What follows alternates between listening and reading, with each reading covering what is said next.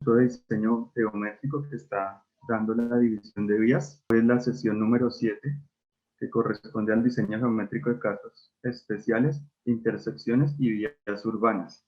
Bueno, a manera de introducción, el Manual de Diseño Geométrico de Carreteras estipula unos criterios básicos para definir la geometría en la construcción de obras especiales, cuando por diferentes motivos de topografía, predios o cualquier otro tema, pues no se puedan hacer las vías a nivel como generalmente se deberían hacer. Algunos casos especiales de los que les vamos a contar hoy son puentes, túneles, intersecciones a nivel, intersecciones a desnivel, y también al final vamos a ver algo un poco sobre el diseño de vías urbanas.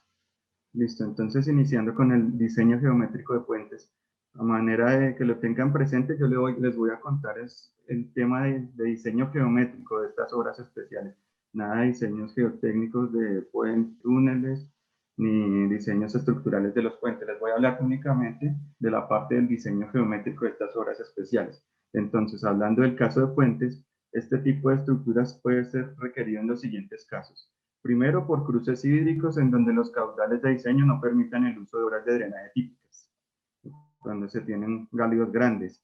Intersecciones a desnivel, en este caso no se está cruzando un río, sino que hay una gran diferencia de nivel entre dos vías, entonces se puede solucionar con un puente. Disminución de las condiciones geométricas impuestas por la topografía, inestabilidad geológica o geotécnica en donde su paso sea obligado. Cualquiera que sea este es el caso, la estructura o el puente debe satisfacer lo estipulado en el Código Colombiano de Diseño Sísmico de Puentes. En el caso de paso por cursos hídricos se requiere adicional la realización de estudios de socavación de acuerdo con lo establecido en los términos de referencia pues, de cada proyecto. Continuando con puentes, vamos a hablar del galio. El galio requerido por el Manual de Diseño Geométrico sobre corrientes de agua relativamente limpias en toda época debe ser mínimo de 2 metros por encima del nivel de las aguas máximas extraordinarias, lo que normalmente llamamos NAME en los proyectos. Cuando las corrientes de agua en algunos periodos transportan desechos, troncos y otros objetos voluminosos, el galio mínimo que debemos respetar en nuestro diseño es de 2.5 metros por encima del nivel máximo de agua. Sobre carreteras, en el caso de los puentes, digamos, peatonales o en intersecciones a desniveles en vías urbanas, el galio mínimo debe ser de 5 metros, salvo que se especifique un valor mayor en caso particular, puede ser las vías férreas, que creo que está del orden de 7.8 metros. Aquí está. Sobre vías férreas, mínimo 5.5 metros. Yo me estaba refiriendo ahorita que estábamos trabajando en el proyecto de Regietra, sí nos están exigiendo un galio de 7.8 metros, pero de acuerdo con el Manual de Diseño Geométrico, la generalidad para galios en vías férreas debe ser de 5.5 metros. Estos criterios de diseño geométrico que les estamos contando no están basados solo en las condiciones de operación para los puentes, sino como una forma de facilitar tanto el diseño estructural como el proceso constructivo de los mismos. En cuanto al diseño en planta, se debe buscar que el puente se encuentre dentro de una entretangencia o dentro de un tramo de curvatura constante. No debe proyectarse puentes dentro de curvas de transición. Si el puente se localiza en una entretangencia, la distancia mínima que se requiere entre los estrios del puente y las curvas adyacentes será esta distancia L, que es la distancia suficiente para realizar la transición de peraltes. Normalmente cuando estamos trabajando en el diseño geométrico de puentes, pues nos solicitan que vaya en tangente o que la transición de peraltes esté por fuera en las zonas de aproximación o por fuera ya del puente como tal, o que en algunos otros casos cuando no es posible hacer estos requerimientos, al menos nos piden que lleve un solo peral, que todo el tablero del puente quede en un solo peral. Cuando se manejan curvas espirales de transición entre el estribo y el inicio o fin de la curva, debe existir como mínimo una distancia igual a la requerida para realizar el aplanamiento de la calzada. Eso es lo que les comentaba, que esta distancia debe ser suficiente para que se haga la transición de perantes entrando a la curva, se vuelva a bombeo normal y esta zona quede idealmente en bombeo normal o en un solo peralte. Para el diseño en perfil de los puentes, se debe buscar que el puente esté dentro de un tramo en pendiente constante. Cuando se presenten curvas verticales adyacentes al puente, su desarrollo se deberá realizar completamente fuera del mismo. En cuanto a la sección transversal, no se deben tener anchos inferiores a los siguientes. Ancho de carril, lo ideal es que sea mínimo 3.5 metros, que se manejen bermas de 1 metro andenes de 1 metro, si se van a implementar andenes, porque muchas veces no se pone andén, y si se va a implementar ciclorrutas, que sea con un ancho mínimo de 2 metros. En los puentes para la zona de circulación vehicular se mantendrá la sección transversal típica del tramo de carretera correspondiente a los elementos de la corona. Es decir, que la zona de circulación del puente sea igual al de las vías de aproximación. La idea no es generar embudos. Cuando se requiera zonas para el paso peatonal deberán separarse de la zona de circulación vehicular mediante barreras, puede ser New Jersey o metálicas, para proteger hacia el exterior el tablero mediante las barandas. Cuando el puente haga parte de una carretera multicarril, debe estar dotado de un separador para cada sentido de circulación. Entonces, ahora vamos con la parte de diseño geométrico de túneles. ¿Cuándo se diseña un túnel? Cuando la topografía de la zona obliga a desarrollos del eje de la vía extensos y tortuosos para el cruce de accidentes geográficos, como cordilleras o serranías. Es decir, pues se diseñan túneles en el caso que se quieran acortar una gran cantidad de curvas o no hacer unos cortes gigantescos en las vías, pues esto se puede optimizar haciendo el diseño de túneles, pero en este caso pues hay que hacer un balance económico para definir si es viable o es más económico hacer la carretera a cielo abierto o el túnel, también analizar la parte de tiempos de recorrido, etcétera.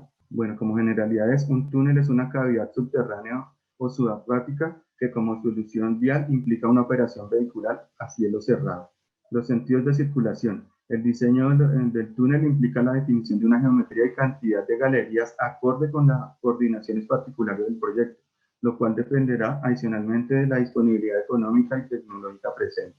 Aquí tenemos un ejemplo tomado del manual de diseño geométrico de un túnel de una galería que opera con 2 carriles de circulación, uno para cada sentido. En este caso, un túnel de operación bidireccional. También tenemos los túneles de doble galería, que cada galería opera con 2 o 3 carriles de circulación en un solo sentido y será reconocido como túnel unidireccional.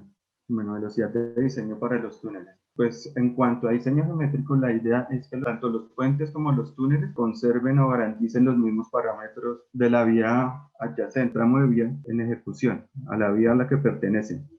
Entonces, en cuanto a velocidad y diseño para el túnel, las condiciones de operación dentro del túnel no deben propiciar la ocurrencia de situaciones de riesgo en las cercanías de los portales ni afectar el nivel de servicio de los tramos adyacentes. Debido a las condiciones particulares de operación dentro del túnel, en los casos de galerías de circulación bidireccionales, debe ser necesario prohibir expresamente las maniobras de adelantamiento. Para realizar este tipo de maniobras de adelantamiento es necesario establecer condiciones geométricas que permitan una operación uniforme para todos los vehículos. Para ello, el diseño geométrico del túnel debe realizarse contemplando una velocidad de diseño de todos sus elementos de 100 km por hora, lo cual implica que las velocidades específicas sean todas iguales a 100 km por hora en el tramo del túnel. O sea, así la vía sea de 60 a 80 kilómetros, el túnel debe diseñarse con unos criterios geométricos para 100 kilómetros por hora, aunque la señalización ya especifique otra cosa. El diseño geométrico del túnel debe encontrarse en concordancia con los tramos adyacentes, les comentaba ahorita, sin dar lugar a curvas innecesarias que podrían construirse en situaciones de riesgo para los usuarios. El alineamiento horizontal, el diseño en planta, depende de la longitud del túnel. Tenemos 3 casos. Para túneles de longitudes menores a 200 metros, el alineamiento horizontal debe estar preferiblemente en recto. Para túneles con longitudes entre 200 y 500 metros, el alineamiento horizontal debe ser compatible con la velocidad de diseño. Y longitudes mayores a 500 metros de túnel, el alineamiento debe ser compatible con la velocidad de diseño. Debe evitarse que los constructores puedan ver los portales a grandes distancias por el efecto distractor, por lo que se recomienda diseñar curvas horizontales en sus proximidades. Para los túneles con longitudes superiores a 1500 metros se recomienda diseñar curva horizontal aproximadamente a la mitad del tramo, buscando disminuir el efecto de cansancio. Esto es en cuanto al trazado en planta del túnel. En cuanto al alineamiento vertical del túnel, la pendiente cobra mayor importancia dado que constituye uno de los principales factores de diseño de los sistemas de ventilación. En cuanto a la pendiente máxima, deben evitarse tramos que puedan generar condiciones de pendiente crítica, por lo cual se recomiendan pendientes máximas de hasta 3%, o en algunos casos específicos se pueden aceptar hasta 5% de pendiente, siempre y cuando no exceda la longitud crítica de pendiente. En cuanto a la pendiente longitudinal mínima del túnel, al igual que en las vías, salvo que las condiciones del sitio lo impidan, se debe diseñar de tal manera que el drenaje se logre por gravedad y se acepta como pendiente longitudinal mínima el 0,5%. En caso de requerir curvas verticales cóncavas para la verificación de la distancia de visibilidad, se debe tener en cuenta la limitación que genera el techo o clave. Y cuando se requieran curvas verticales en empalme con los portales desde el exterior, se recomienda el uso de curvas verticales convexas antes que cóncavas, por el efecto óptico de estrechamiento que generan las curvas cóncavas. Aquí vemos algunos como criterios para definir la sección transversal de los túneles. El gálimo mínimo debe ser de 5 metros. El ancho de calzada en galerías de 3 carriles unidireccionales debe ser de 11.5 metros. Galerías de 2 carriles unidireccionales o bidireccionales, 8 metros. El ancho mínimo de andenes a ambos lados, 0.75 metros a cada lado. Y cuando hay andén a un solo lado, debe ser de 1 metro. Y un bordillo al lado opuesto de 0.45 metros. El ancho de bermas dependerá del empleado para las zonas adyacentes al túnel. O sea, la idea es que conserven más o menos el mismo ancho de berma que traen las vías adyacentes. Adicionalmente, se tienen las siguientes recomendaciones en cuanto a la definición de sección transversal del túnel. La superficie de rodadura debe ser de un material no inflamable.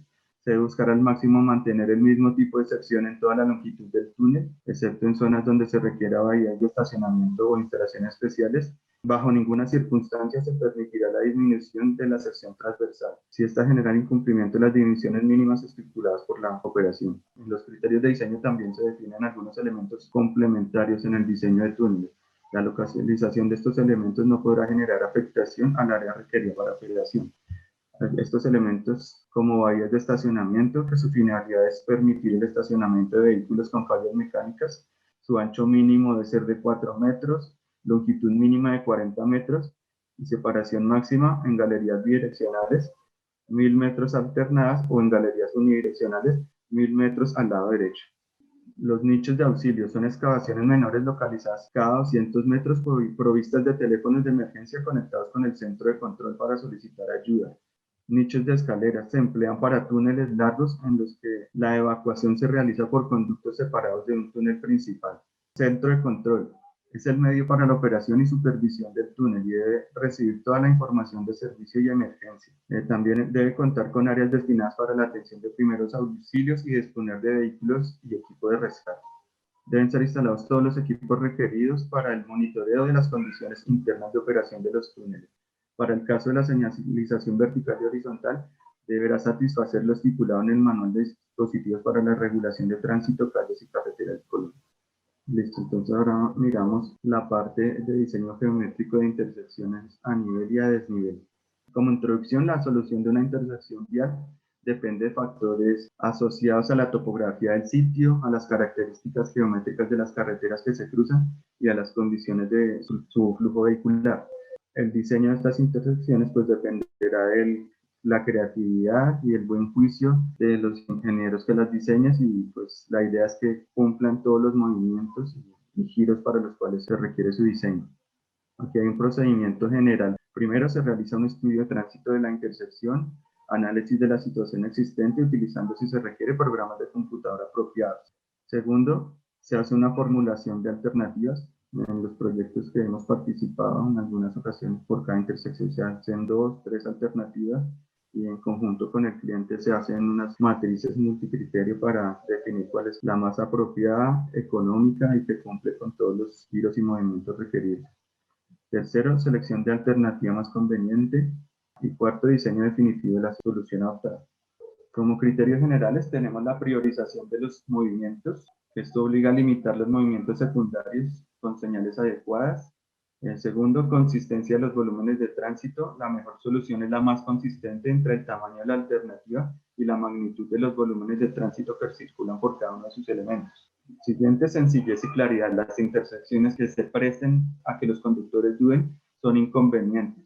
La canalización no debe ser excesivamente complicada ni obligar a los vehículos a movimientos molestos o maniobras complicadas y demasiado largas. Separación de los movimientos. Según los flujos de diseño determinados para cada caso, puede ser necesario dotar algunos movimientos con vías de sentido único, completándola con carriles de aceleración o desaceleración. Visibilidad. Entre el punto de conductor puede haber a otro vehículo con preferencia de paso, y el punto de conflicto debe existir como mínimo la distancia de visibilidad de parada. Perpendicularidad de las trayectorias. Las intersecciones en ángulo recto son las que proporcionan las mínimas áreas de conflicto. Además, disminuyen los posibles choques y facilitan las maniobras, puesto que permiten a los conductores que cruzan juzgar en condiciones más favorables las posiciones relativas de los demás. Prevención. Las intersecciones exigen superficies amplias. Esta circunstancia se debe tener en cuenta al autorizar construcciones o instalaciones al margen de la carretera.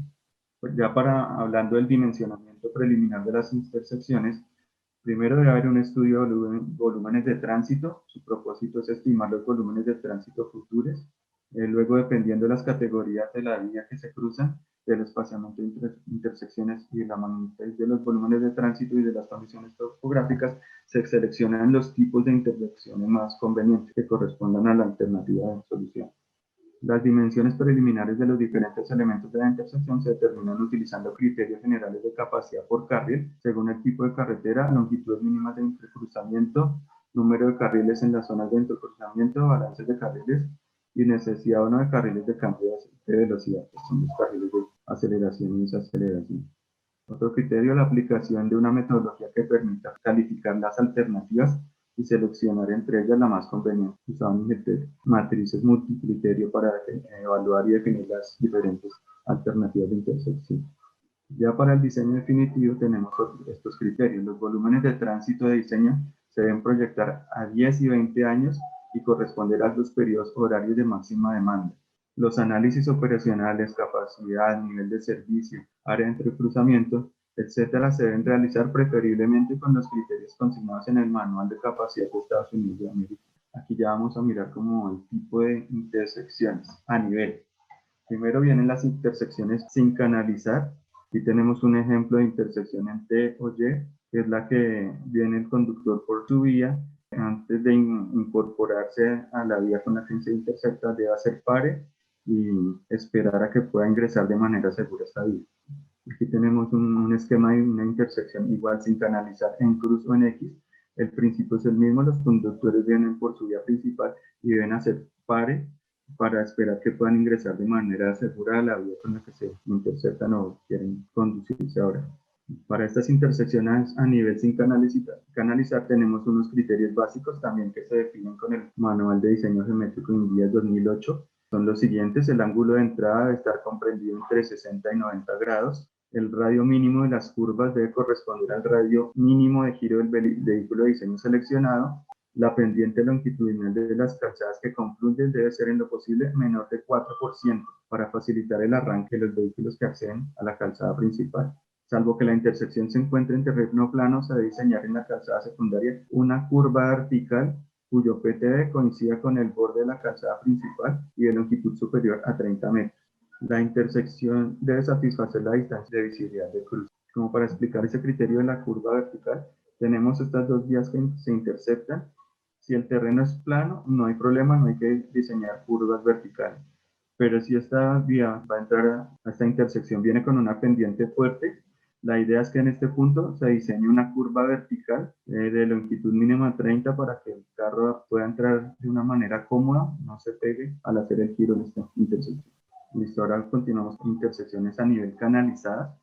Aquí tenemos un ejemplo de intersección canalizada en T o en Y, que es básicamente el esquema anterior, pero tiene unos carriles de aceleración y desaceleración que permiten que los usuarios de la vía entren o salgan a la vía a la que quieren interceptar de una manera segura. Ya no tienen que salir, digamos, a riesgo, a hacer pare, como en la intersección sin canalizar, sino que lo hacen de una forma segura gracias a los carriles de cambio de velocidad.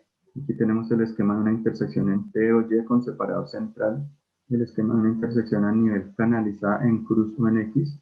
Igual aquí vemos los carriles de cambio de velocidad, la calzada principal, la calzada que se intersecta en sus carriles de aceleración, desaceleración, para incorporarse pues, de manera segura.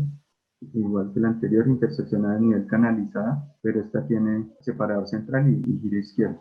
La zona de giro izquierdo viene por el separador central. La idea es que pues, se incorpore este carril y pueda hacer el giro izquierdo. Criterios básicos de diseño geométrico para estas intersecciones a nivel canalizadas son similares a los criterios básicos de las que no son canalizadas. El ángulo de entrada debe estar comprendido entre 60 y 90 grados. El radio mínimo debe corresponder al radio mínimo de giro del vehículo de diseño. y la pendiente longitudinal de las calzadas que confluyen deben ser en lo posible menor de 4% para facilitar el arranque de los vehículos. Lo mismo el punto de la curva vertical, salvo que el terreno en la intersección se encuentre en terreno plano, se debe diseñar en la calzada secundaria una curva vertical cuyo FT coincida con el borde de la calzada y de longitud superior a 30 metros. La intersección debe satisfacer la distancia de visibilidad de cruce. Estos criterios son los mismos que en las intersecciones sin canalizar, excepto por el diseño de carriles de cambio de velocidad, que es lo que vamos a ver ahorita. Son los carriles de aceleración o desaceleración que se diseñan para que los vehículos que deben incorporarse a la calzada principal pueden hacerlo con una velocidad similar a la de los vehículos que circulan por este. Deben ser paralelos a la calzada principal. Listo, aquí vemos los carriles de cambio de velocidad. Vamos a hablar del carril de aceleración. El ancho de un carril de aceleración debe corresponder al del carril adyacente, pero no menor a 3.3 metros. Esta es la calzada principal. Supongamos que tiene dos carriles de 3.5. La idea es que este carril de aceleración tuviera los mismos 3.5 metros, pero si por predios o por espacio no se puede, la idea es como mínimo tenga 3.30 metros. Las dimensiones de estos carriles de cambio de velocidad se definen con unas tablas que están en el manual de diseño geométrico. Para el caso de los carriles de aceleración, esta es la tabla que se maneja, pues está dividida en dos para vías primarias y vías secundarias. Se maneja de la siguiente forma. Supongamos, venimos por una vía de 30 kilómetros y vamos a incorporarnos a una vía de 60 kilómetros. Ese carril debe tener en total 105 metros, de los cuales 55 corresponden a una longitud de transición. Si fuéramos a hacer el pare, llegamos a la intersección, paramos totalmente y nos vamos a incorporar a la misma vía de 60 kilómetros. El carril debe tener una longitud de 140 metros, de los cuales 55 corresponden a la longitud de transición. Eso es para las vías primarias. Para las vías secundarias, pues la misma tabla, pero ya, pues de acuerdo con su gran importancia, estos carriles son más cortos. Ejemplo, venimos por una vía de 30 kilómetros, vamos a incorporarnos a la vía de 60 kilómetros. El carril debería tener una longitud total de 65 kilómetros, de los cuales 55 corresponden a la longitud de transición. O sea, el carril está compuesto por una longitud de transición y una longitud en la que está el ancho de carril completo, y las dos forman pues una longitud total. Respecto a los carriles de desaceleración, tiene por objeto permitir que los vehículos que vayan a ingresar en un ramal de salida o en un ramal de enlace puedan reducir su velocidad hasta alcanzar la de la calzada secundaria o la del ramal de enlace. Su utilidad es tanto mayor cuanto mayor sea la diferencia de velocidad. De desaceleración hay dos tipos, el tipo directo y el tipo paralelo. Respecto al tipo directo, está constituido por un carril recto o curvo de gran radio que forma en el borde de la calzada principal un ángulo muy pequeño y empalma con el ramal de salida o enlace. Tenemos aquí el de tipo directo. No está la transición, sino que forman como un solo carril desde donde inicia hasta la parte donde se incorpora a la vía a la cual quiere ingresar. Y el carril de tipo paralelo es similar al que les mostré de aceleración. Es un carril adicional que se añade a la vía principal con una zona de transición de anchura variable. Es este tipo paralelo. Vienen los vehículos por su calzada principal, se incorporan aquí. Esta es la parte de longitud de transición. Esta es la parte donde está el ancho completo del carril, y esas dos partes del carril pues forman la longitud del carril. Si viene, se incorpora de manera segura e ingresa a la vía. Las dimensiones de los carriles de desaceleración también se definen de acuerdo con esta tabla del manual de diseño geométrico. El manejo es similar. Venimos por una vía principal, ejemplo de 60 kilómetros, y vamos a incorporarnos a una vía de 30. Entonces la longitud de este carril total sería de 70 metros, de los cuales, si es del tipo paralelo, pues llevaría una transición de 55 metros, o si es de tipo directo, pues su longitud total sería 70 metros. Viene la parte de isletas, son elementos básicos para el manejo y separación de conflictos y áreas de maniobra en las intersecciones. Son definidas, situadas entre carriles de circulación, cuyo objeto es guiar el movimiento de los vehículos, servir de refugio a los peatones y proporcionar una zona para la ubicación de la señalización y la iluminación. La isleta puede estar físicamente separada de los carriles o estar pintadas en el pavimento.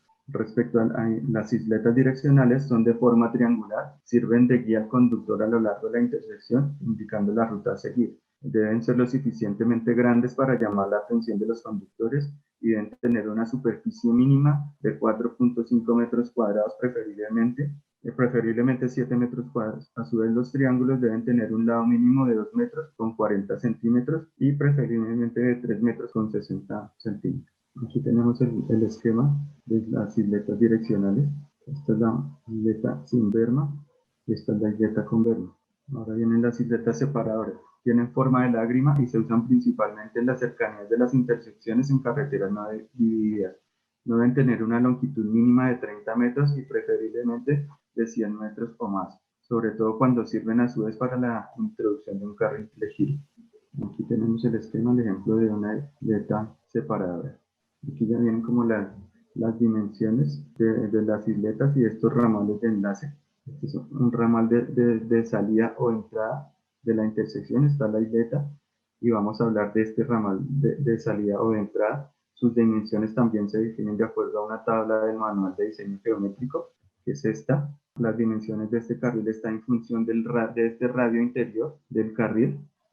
Entonces, dependiendo de ese radio y si queremos o no carriles de sobrepaso, aquí con esta tabla se define el ancho de que deberían tener esos carriles de incorporación. Como ejemplo, si tenemos un carril interior de 30 metros, el ancho de ese carril debería de ser de 5 metros si no queremos sobrepaso. Si lo queremos con sobrepaso, ser de 8 metros.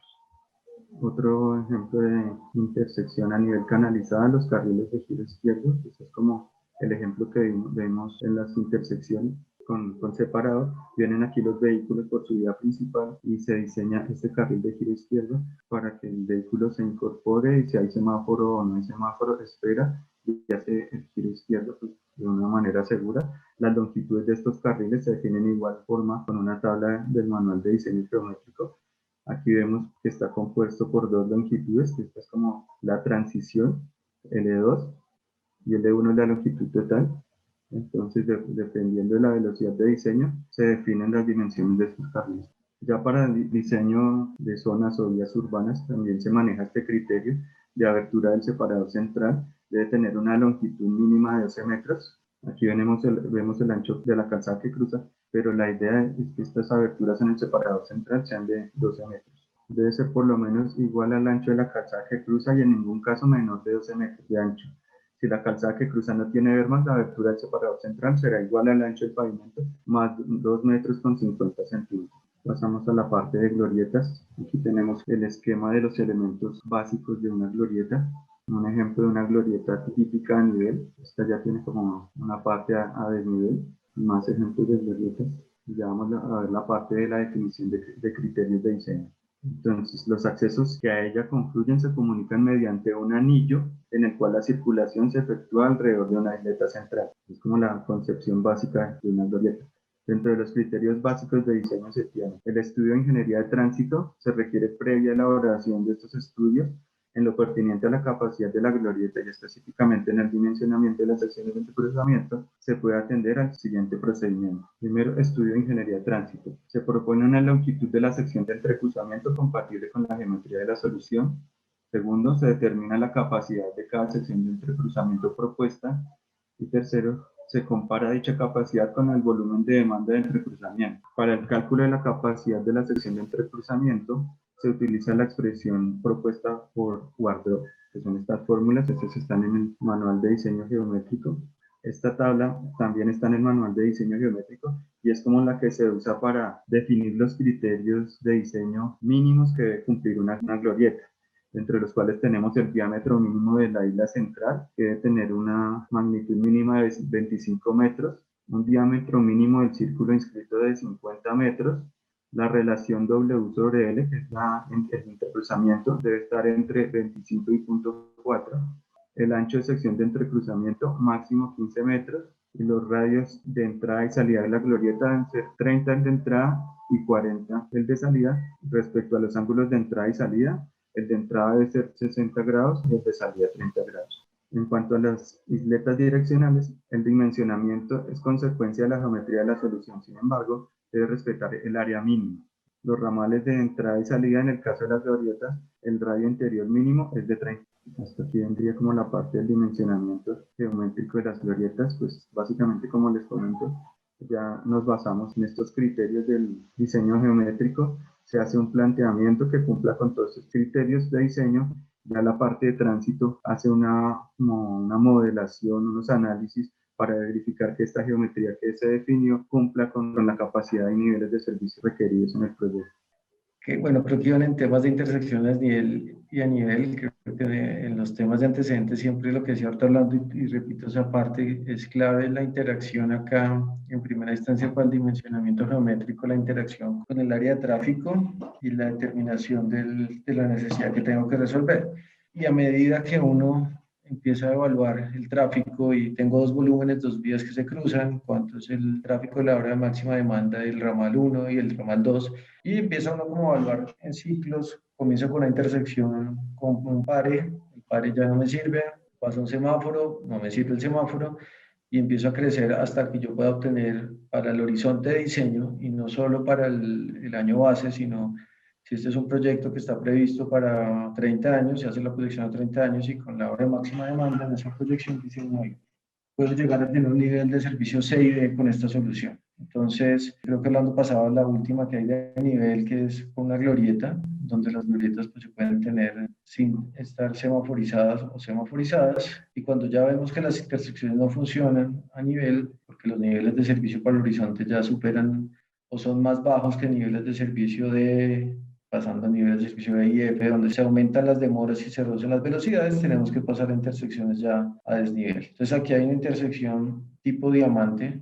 Creo que estas intersecciones en nuestro país no son tan comunes ni tan usadas, pero son muy típicas en países europeos y sobre todo en Estados Unidos son muy utilizadas este tipo de intersecciones, donde lo que permiten es darle continuidad al flujo principal. Si vemos en la imagen de arriba, todo lo que sería la línea que va en la pantalla de izquierda a derecha estaría completamente directo ese tráfico, que es el tráfico principal, y el tráfico secundario, en vez de hacer una oreja, si el volumen no es muy grande, llega, toma uno de los ramales, va hacia la vía secundaria y esos giros típicamente se hacen con giros izquierdos o derechos. Y esos giros casi siempre, como ya el tráfico de la vía secundaria es menor, se hacen de manera regulada con intersecciones semafóricas. Son bastante comunes en Estados Unidos, sobre todo en las vías interestatales, donde la vía principal es la que necesita darle la continuidad y estas vías secundarias ya tienen mucho menor tráfico, entonces los puedo manejar de esta manera. Y la imagen de abajo creo que muestra un poco lo que ayuda a este tipo de intersección, que no tengo grandes orejas, entonces nos permite tener menos afectación en área, con lo cual pues los requerimientos de prediales son menores. Esa es la que llaman los pesas, que eso, creo que el término pesas, creo que la primera vez que lo escuchamos era en Ecuador nosotros, hablaban de las pesas, y son mini glorietas más puestos en términos de AASHTO de nuestro manual, son mini glorietas que complementan la intersección diamante, ya no lleva un cruce semafórico, sino lleva una mini glorieta, pero que permite a la mini glorieta, ahorita como les explicaba Orlando, al tener un radio, un diámetro menor, la capacidad es menor de la glorieta, pero para esos flujos como son más bajos me permite tener una buena capacidad y por ende un buen nivel de servicio. Esto es muy típico, sí, de los franceses que aman las glorietas, en España son muy comunes este tipo de soluciones y como les decía en Ecuador también se implementaron bastante. Ya en el país, por la entrada de consultorías españolas, se están implementando estas. Una, no sé, los que estuvimos en Pacífico 3, en la intersección de Tres Puertas, se hizo un ejercicio así, la vía principal abajo, pensemos que era la vía concesionada, la otra la vía secundaria que venía desde Arauca, creo que se llama esa zona, Antágueda, y se hacía con este tipo de intersección. Entonces el flujo principal se mantiene en flujo continuo, hay un paso a desnivel ya sea superior o inferior, y quien va a tomar el flujo secundario sale de la vía principal y llega a una glorieta, una mini glorieta para hacer los flujos. Entonces estos no estarían regulados semafóricos, sino estarían regulados los secundarios con el pared y siga la operación normal que tiene una glorieta. Pasamos a la siguiente etapa, donde ya empezamos a tener intersecciones con mayor intervención, una tipo trompeta. Estas son muy típicas de zonas rurales o en ámbitos urbanos casi no desarrollados. No sé si recuerdan un ejemplo que había aquí, la primera trompeta, aunque no está a desnivel, pero de las trompetas que quedaron realizadas con infraestructura futura, era cuando la avenida Boyacá se construyó únicamente hasta la avenida 138. Después se hizo la ampliación, yo creo que eso sería que como 10, 15 años de la avenida Boyacá en Bogotá, hablando desde las 138 hasta las 170, y la calle 153, que es la avenida La Sirena, se proyectó, se hizo la trompeta porque no había desarrollo hacia el occidente de la avenida La Sirena. ni había nada en ese momento de desarrollos inmobiliarios. Después eso creció, pero quedó previsto de una vez esa trompeta que ayuda a facilitar. Entonces, ¿qué permite la trompeta? Es cuando llego a un cruce en T de dos vías principales, pero el volumen ya no me da, pero hay un flujo muy importante que es el flujo izquierdo, que si vengo desde el costado izquierdo y voy a ir hacia arriba, ¿sí? Ya el volumen, pensemos antes era semaforizado y era un giro izquierdo, ese volumen es tan grande que me genera que tengo que hacer un giro hacia la oreja para tomar el flujo hacia la parte superior. Y esa trompeta también me permite que si vengo a la parte baja de la pantalla y quisiera girar a izquierda, lo que hago para pasar a desnivel es tomar los radios, tomar ese ramal derecho y una vía direccional y tomo la trompeta para tomar el giro en el otro sentido con un paso a desnivel. De esas, ya recuerdo, tenemos en la LO, es un caso bien interesante. En la LO tenemos este tipo de intersecciones en la parte más sur de la LO. Cuando participamos en los diseños de la LO, si recuerdan el paso de la avenida Américas, creo que es la Américas, la que tiene este tipo de intersección, como ahí ya termina Bogotá, entonces no tenía continuidad la vía, ya todo el tráfico que venga de Américas, ¿qué iba a hacer? O se iba hacia el norte de la ciudad por la LO, o se iba hacia el sur, ya saliendo del distrito, entonces se planteó allá una trompeta. La trompeta pues puede ser de las dos formas, puede ser como está acá hacia abajo, o puede ser en el otro sentido, en la parte superior de la pantalla. Finalmente ahí se asocia la trompeta es para aumentar la capacidad de ese ramal, que es el ramal principal para cuando tengo intersecciones en T. Aquí es una trompeta ya con una vía en doble calzada inferior. La parte inferior tiene doble calzada, entonces si ustedes se dan cuenta en la imagen derecha, estamos cruzando dos vías divididas, tanto la que va por debajo como la que va encima. Lo que ha cambiado aquí en la trompeta es también para la intersección en T, pero si se dan cuenta, tengo dos carriles en cada uno de los sentidos. Entonces lo que hago es darle continuidad a los flujos, que es una cosa importante también cuando se evalúan las intersecciones a desnivel. A veces no sé si ustedes se han dado cuenta en las intersecciones tipo en Bogotá, donde tenemos unos volúmenes tan grandes. ¿Sí?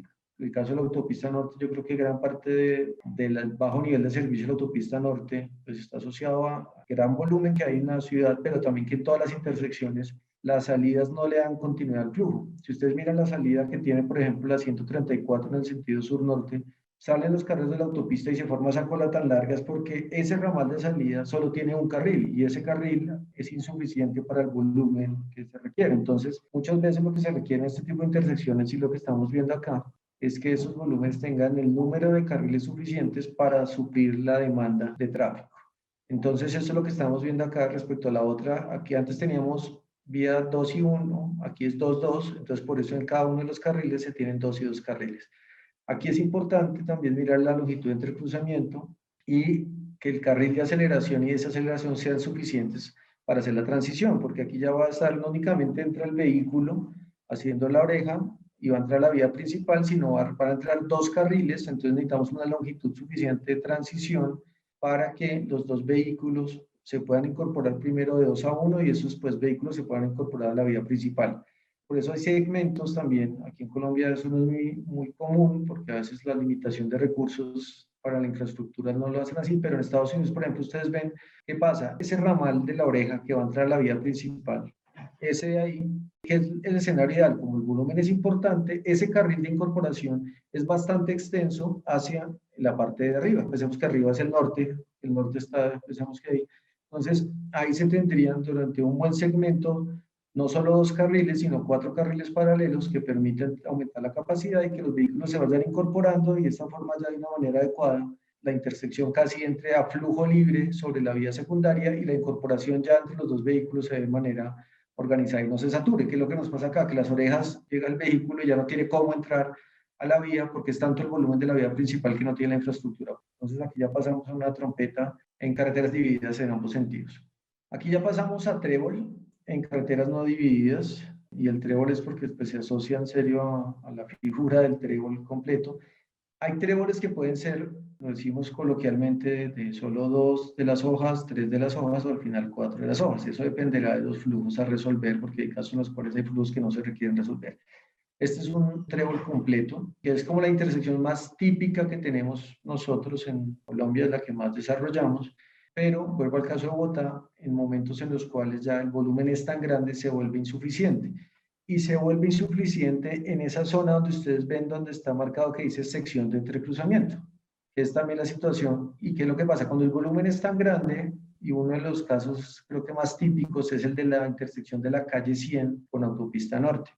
El tráfico que viene de la avenida 68 o de la 100 y va a coger la autopista al norte es muy alto, ese tráfico es muy, muy alto, y ese tráfico se cruza, sale por el ramal y se intercruza con el mismo tráfico que viene de la autopista norte del sur y va a tomar la avenida 68 hacia el occidente. Esa sección de entrecruzamiento ahí es muy corta y eso es lo que genera que ahí sea tan trancado el tráfico o siempre sea un punto de alto volumen y por ende de bajas velocidades y muchas demoras en esa zona.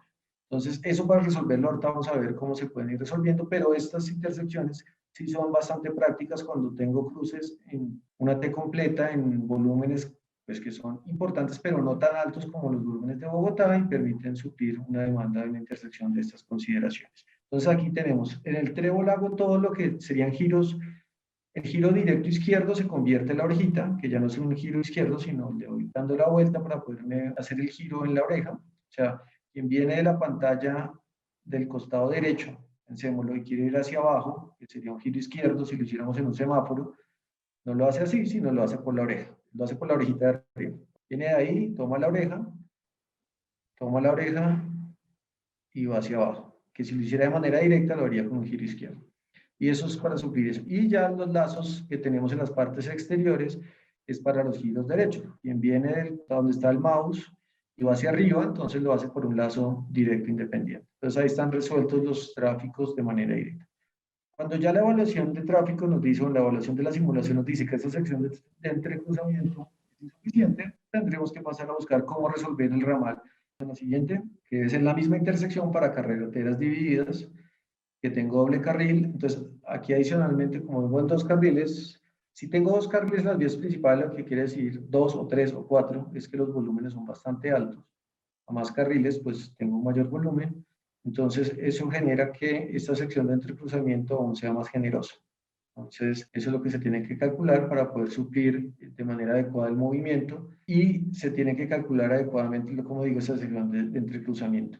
A veces se vuelve ya que el volumen es tan grande que para poder tener una sección de entrecruzamiento muy adecuada, tendría que separar mucho más las puntas de las orejas de los círculos que están del trébol. Y si separo eso, pues lo que nos va a implicar que es que los ramales exteriores queden más alejados y con eso muchas más áreas de afectación. Entonces, con eso es cuando uno empieza a evaluar opciones de pasar de un trébol ya a tener intersecciones donde empieza a tener lazos directos, donde empieza a tener ciertos lazos que ya no toman la oreja, sino son lazos directos. Esta situación. Entonces, aquí, ¿qué tenemos? Muy seguramente acá cuando se hizo la evaluación de esa intersección que vemos al costado derecho, le falta una de las orejas al trébol, la orejita de ese trébol. Entonces, ese era ese volumen, me imagino que venía de la parte derecha de la imagen, venía de la derecha y quería tomar hacia abajo la pantalla para suplir ese movimiento. Si entraba ya la oreja, me imagino que ya el entrecruzamiento del volumen es tan grande que se iba a entrecruzar con el tráfico que venía de la parte superior. Entonces, lo que estaba explicando es, en el trébol normal aquí deberíamos tener este ramal que se incorporado de esta manera. Pero cuando ya nos da que este volumen es tan alto que se va a entrecruzar con este que sale acá, entonces tenemos que resolver uno de esos dos ramales. Entonces aquí lo que se definió fue resolver este, de tal forma que quien viene a esta zona, en vez de hacer este movimiento, lo va a hacer de manera directa, pasa por encima de la vía y se incorpora en este sentido. ¿Qué implica eso? Evidentemente se va a aumentar la capacidad, el flujo aquí directo, no va a haber entrecruzamiento, con lo cual aumento la capacidad de este giro y no afecto la capacidad de este giro, pero pues me involucra tener otro puente adicional que es el que tengo que incorporar acá. Pero con eso voy supliendo este ramal que para este caso fue el que consideraba que se requería más volumen aplicado a la intersección. Aquí ya se ve que tenían dos volúmenes en esa zona importantes, entonces bajo la misma filosofía se empiezan a trazar lazos directos. Entonces se eliminó esta oreja, se elimina esta oreja y los volúmenes se empiezan a suplir con lazos directos. Aquí es interesante, mire lo que tiene estas intersecciones, es que viene el paso superior sobre esta intersección, pero alargaron el puente y permite que este ramal pase aquí por debajo, pasa por debajo del otro y aquí se eleva. Y este que pasa aquí directo sale y cruza de esta manera.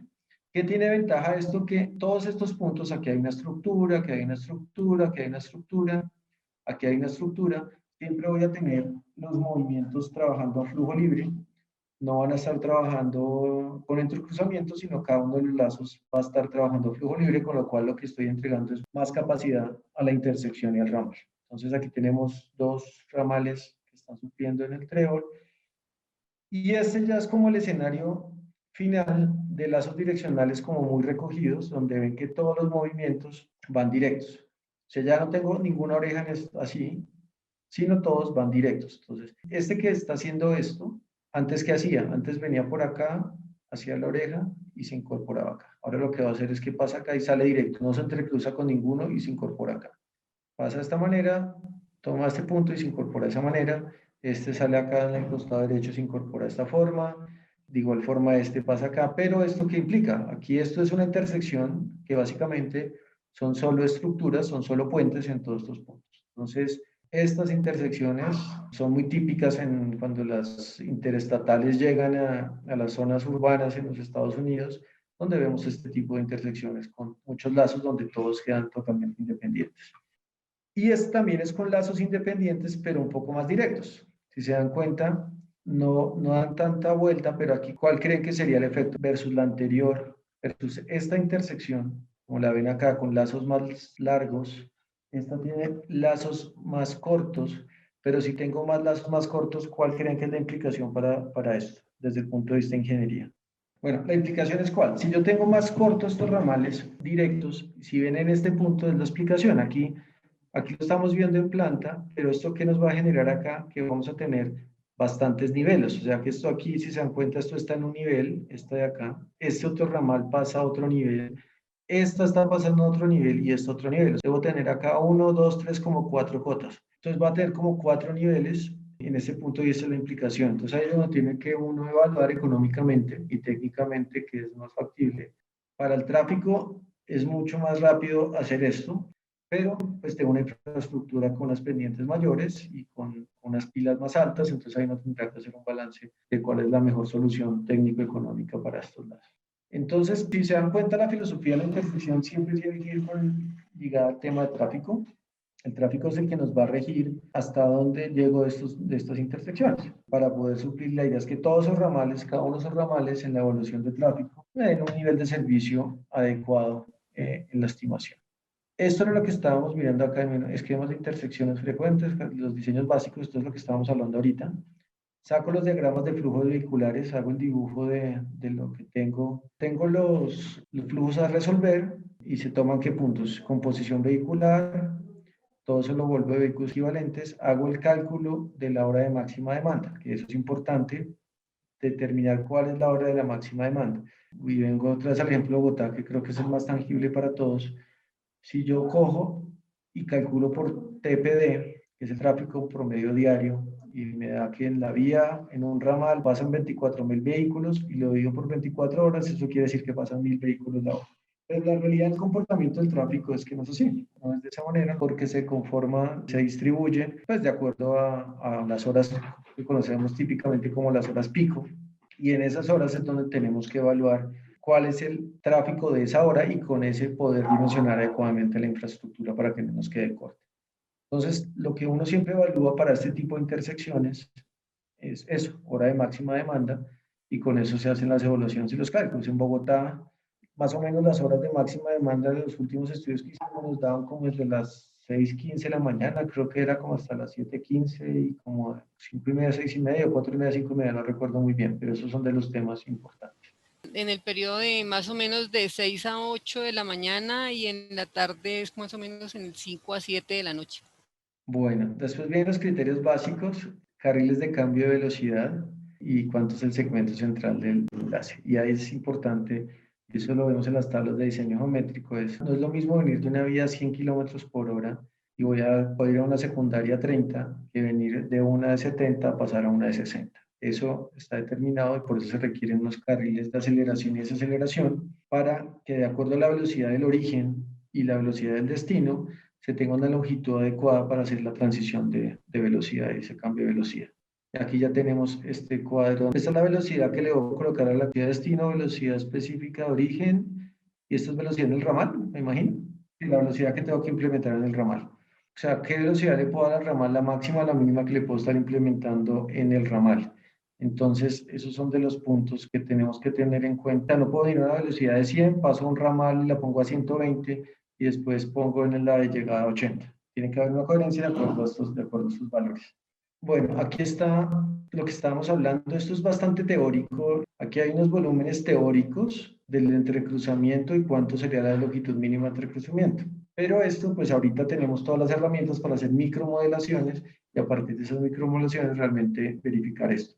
La sección de entrecruzamiento, como les decía, lo importante de eso es el volumen y por eso determinarlo. Aquí hay unos valores teóricos del manual, pero insisto, existen las herramientas de microsimulación, como son Transmodeler, con Visum y con Infraworks, y eso es mucho más preciso, porque al final él sí va a mostrar cuál es la realidad. Le cargo los carritos y se ve muy gráfico donde se ven los vehículos entrando. Entonces ahí el ciclo es diseño geométrico, hace el planteamiento, se lo pasa al equipo de tránsito hace una simulación, evalúa y le dice, oiga, no, este ramal no me está dando.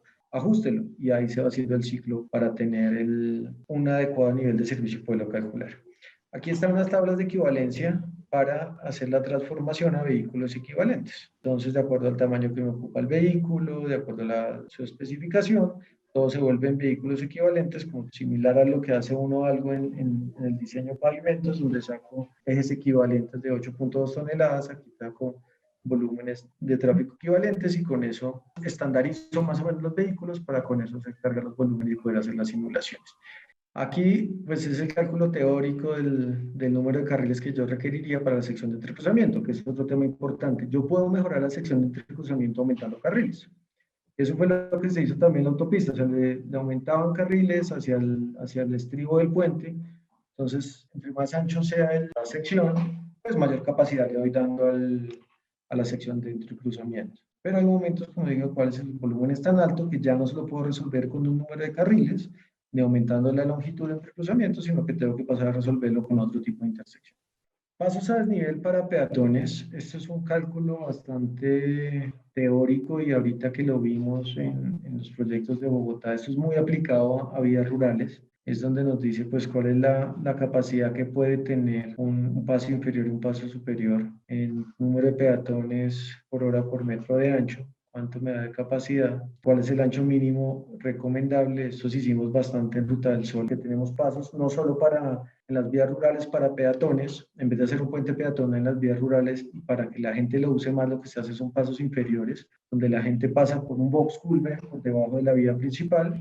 Típicamente nosotros allá estábamos manejando gálibos 250, o sea, 250 de gálibo vertical y entre 3 y 350 o hasta 4 metros en el ancho. Allá los volúmenes peatonales son bajos, allá algunos eran más anchos porque tenían otro propósito, era que sirvieran de pasos semovientes. Allá pues, en los ámbitos rurales a veces las vías generan una fragmentación de las fincas, entonces la persona tiene que mover su ganado del lote que le quedó al costado derecho de la vía a la izquierda, entonces también tiene esta función.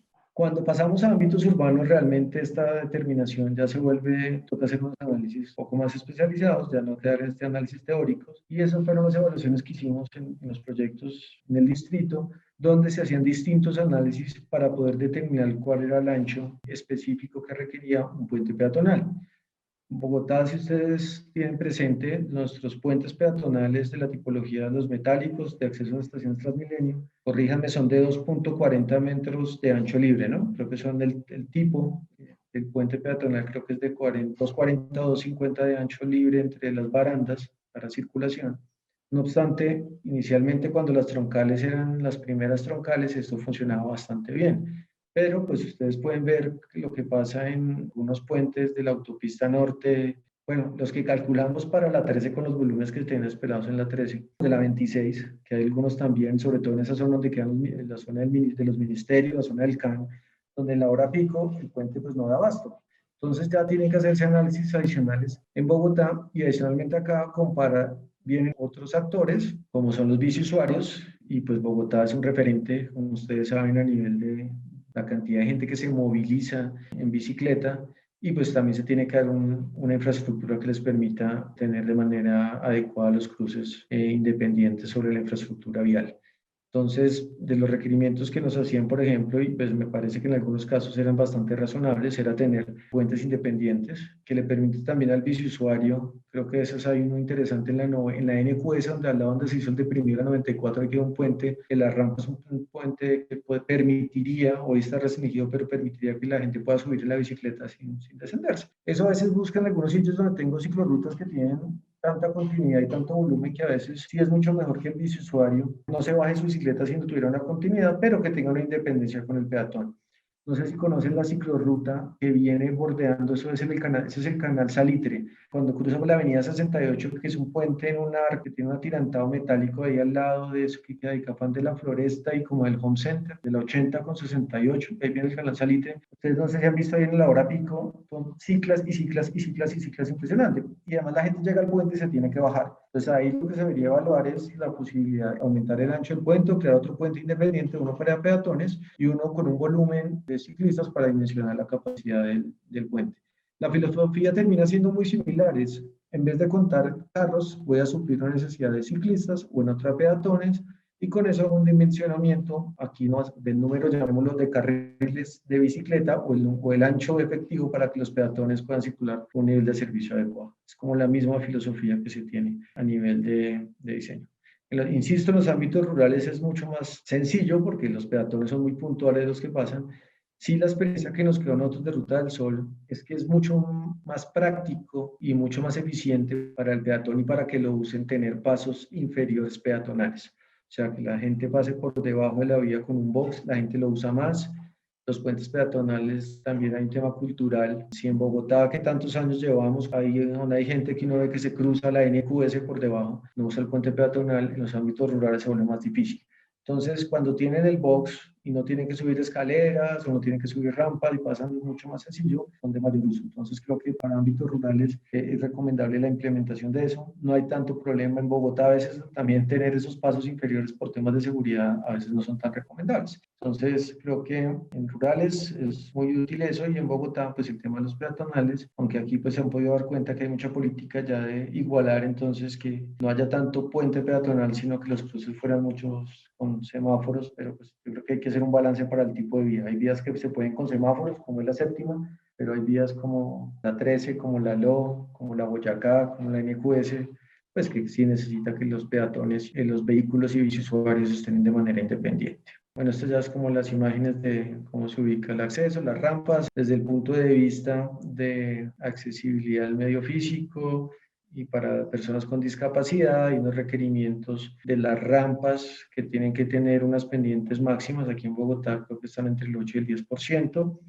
Si es al 10%, pues la longitud de la rampa pues es menor y si es al 8 puede ser un poco más larga, pero es para que le permita a la persona en condición de discapacidad acceder al puente de una manera adecuada y segura. Entonces eso es lo que a veces vemos de esos desarrollos de esas rampas tan importantes, es pues para garantizar también un acceso adecuado. Los gálidos mínimos también, gálidos de 5 metros verticales respecto a la vía. Siempre cuando se proyecte un puente es importante, un peatonal o un vehicular, tener en cuenta que las vías sufren sobre carpeteos. Muchas veces la rehabilitación de la vía o el mantenimiento no mantiene la misma cota de rasante original, sino se van subiendo. Y al ir subiendo la cota de rasante, el gálido se va reduciendo. Entonces uno siempre proyecta con 520, 540 para dejar un espacio para que a futuro los sobrecarpeteos, con el incremento de las carpetas asfálticas, se pueda seguir manteniendo a futuro el gálido vertical exigido en la norma. Hay requerimientos con relación, pues aquí hablábamos de lo que pide de las barandas, pero pues en Bogotá ya hay unos estándares de cuánto es el alto mínimo de esa baranda de paso peatonal. Los anchos, insisto, esos anchos pues dependerán, hay cosas teóricas, pero hay anchos que sí dependen definitivamente hay unos mínimos, pero hay unos que ya se tienen que evaluar con la cantidad de usuarios que voy a tener. Bueno, aquí estamos hablando de las rampas, si ustedes se dan cuenta, des en cuenta lo que permite el manual de diseño geométrico, dice que del 5 al 15%, en Bogotá no podemos superar el 10%. Y aquí pues hacemos también el cálculo de los peatones, los que nos permite cada uno de esos. Esto es muy enfocado a carreteras. Y hay una cosa importante que no se puede perder de vista, es eso, es a tema normativo. Aquí en Bogotá se comete un error, o la administración ha cometido una imprecisión, es querer que se implemente el manual de diseño geométrico de carreteras en Bogotá. Y su nombre mismo lo dice, es un manual de diseño geométrico de carreteras elaborado por el INVIAS para las carreteras, no para Bogotá. Entonces, eso es uno de los temas que es importante tener. Hace falta, en Bogotá sí existe una guía de diseño urbano, pero es una guía, no es un manual, pero que sí obedece un poco más a las realidades. No es lo mismo diseñar una vía en una carretera, en un ámbito rural, que diseñar una vía en un ámbito urbano, donde en un ámbito urbano estoy primero que tengo que adecuarme a las condiciones de un plan de ordenamiento territorial, tengo que adecuarme a unos perfiles viales, tengo que adecuarme a una cosa que es fundamental, y es que ya hay unos predios desarrollados, hay unas cotas obligatorias, hay un sistema de drenaje urbano muy seguramente ya desarrollado en gran medida. Vamos a desarrollar la vía y todavía no existe la ciudad, pero ese no es nuestro caso, aquí todas las ciudades ya están hechas. Entonces es cómo me adecuo a eso, y es clave tener una normativa, que la AASHTO sí la tiene, y un capítulo específico con relación al diseño de vías en ámbitos urbanos, pero desafortunadamente las entidades locales siguen con una visión terca, me parece, de insistir en aplicar un manual de carreteras a vías urbanas. Tengo una inquietud. En esos boxes que mencionaba peatonales en la Ruta del Sol, la parte del drenaje, ¿cómo se hace? O sea, si eso están planas, esas áreas, ¿cómo drenan o con qué está previsto? Hace poco nos pasó, creo que en uno de los últimos, siempre el cliente nos decía, no se preocupe, mire, usted hágame el ajuste y usted diseñe únicamente lo estructural, lo geotécnico, eso lo hidráulico no importa.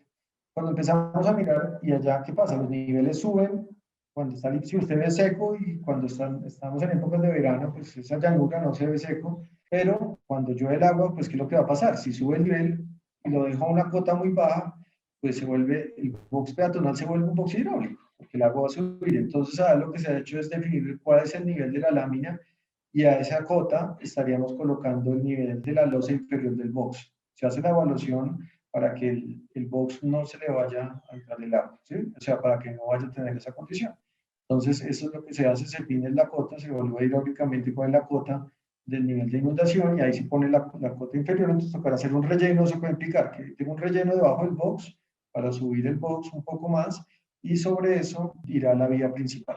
Pero sí se tiene que tener en cuenta, porque si no, en las épocas de invierno, pues no serviría para el peatón.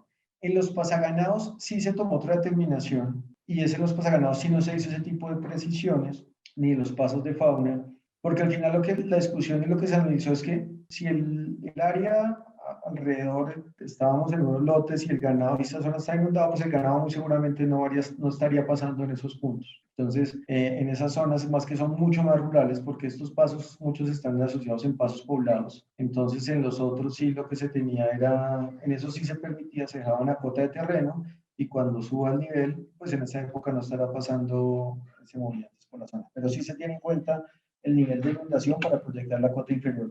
¿Qué tan favorable es implementar retornos para el complemento de movimientos en intersecciones? Dependiendo, en ámbitos rurales hay algunos que sí son válidos. Yo creo que y son soluciones hasta buenas. Lo que pasa es que el retorno tiene que estar lo suficientemente distante, o la distancia adecuada de la intersección, para que permita el entrecruzamiento. Porque cuando yo haga el retorno por la parte central, me estoy saliendo de la parte central y tengo que ir a la lateral para poder tomar la intersección. Entonces, tiene que estar bien tasada la longitud de entrecruzamiento para hacer esa intersección. Vuelvo al ejemplo de la autopista, los retornos que existen de acceso a los cementerios o a la Escuela Colombiana de Ingeniería, pues hoy ya no aguantan. Y por eso en el proyecto de Accenorte 2 se tiene planeado ya que esos retornos sean a desnivel desde las partes externas, porque si ustedes ven en la hora pico, esos retornos son trancados totalmente por la cantidad de flujo que está yendo un domingo a las 11 de la mañana. Eso es terrible, más el tráfico que tiene la gente saliendo de Bogotá, más la gente que coge el retorno, pues es insuficiente. Y el entrecruzamiento, porque llegan al carril más rápido de la autopista en el otro sentido, pero tienen que cruzarse muy rápidamente al carril lento para salir hacia la zona de los cementerios. Entonces, en volúmenes bajos es válido. No es tan seguro, siempre los retornos centrales no son tan seguros por ese mismo efecto, porque estoy saliendo de la vía principal desde el carril de alta velocidad, ¿no?